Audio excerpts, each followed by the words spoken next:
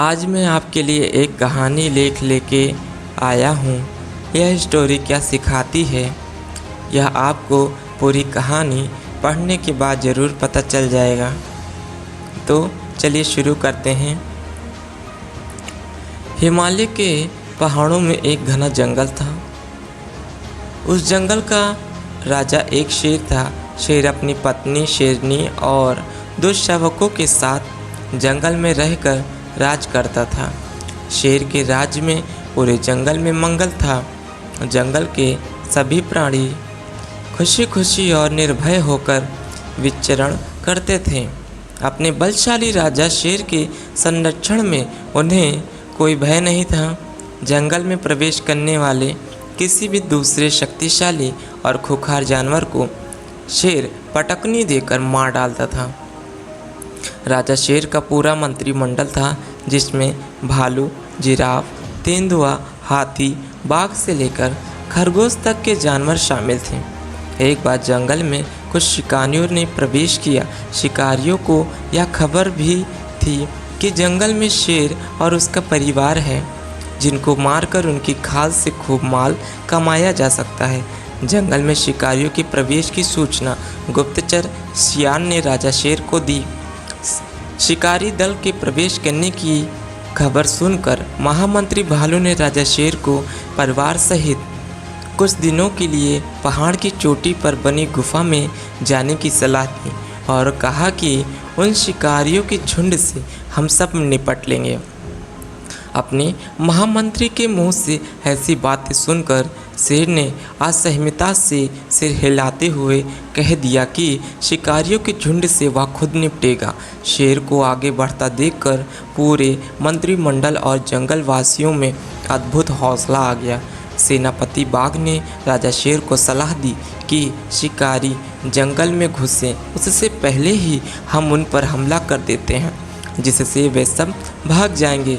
शेर को यह सलाह पसंद नहीं आई और किसी जल्दबाजी में नहीं था फिर वो बाघ की सलाह को मानते हुए उसमें ज़रूर सुधार के साथ शेर ने कहा कि हम हमला करेंगे, लेकिन अभी नहीं, थोड़ी देर बाद पूरी योजनाबद्ध तरीके से।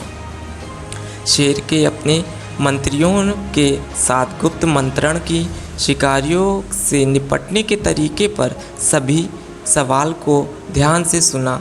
अंत में शेर ने सबकी सलाह को उत्कृष्ट बताते हुए पूरी योजना को सबको सामने प्रस्तुत करते हुए शेर की योजना सुनकर पूरी मंत्रिमंडल उससे सहमत हो गई। अपनी योजना के अनुसार शेर ने पहली चाल चली।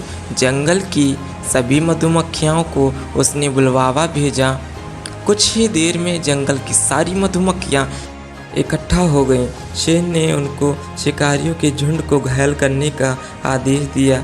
अपने राजा का आदेश पाकर मधुमक्खियों का दल शिकारियों पर टूट पड़ा। अचानक हुए हमले से शिकारी इधर उधर भागने लगे।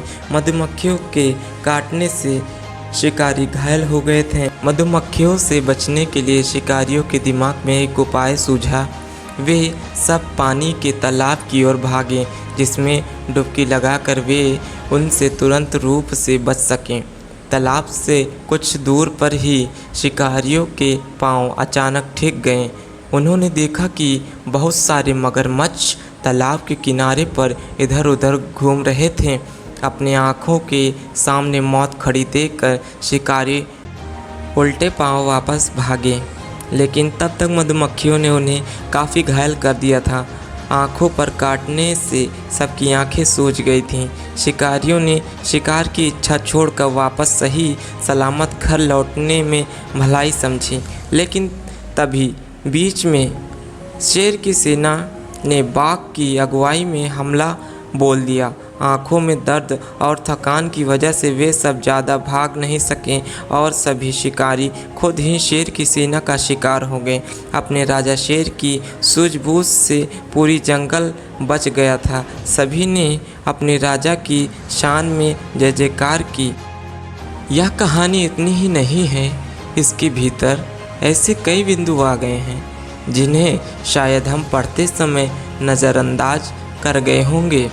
यह कहानी नेतृत्व, कैसे की जा सकती है। यह दर्शाती है इस कहानी से नेतृत्व संबंधित क्या सीख जा सकता है। इसके बिंदु पर एक बार गौर करते हैं। यह कहानी हमें एक लीडर के तौर पर लड़ना सिखाती है। इस कहानी को आप खुद पढ़ें, समझें, अपने बच्चों, विद्यार्थियों, छोटे भाई बहनों को ये इस कहानी को सुनाएं और उन्हें लीडरशिप की विशेषताओं का ज्ञान करवाएं। Thank you guys watching this video पसंद आए तो लाइक, सब्सक्राइब, शेयर ज़रूर करिएगा। Thank you.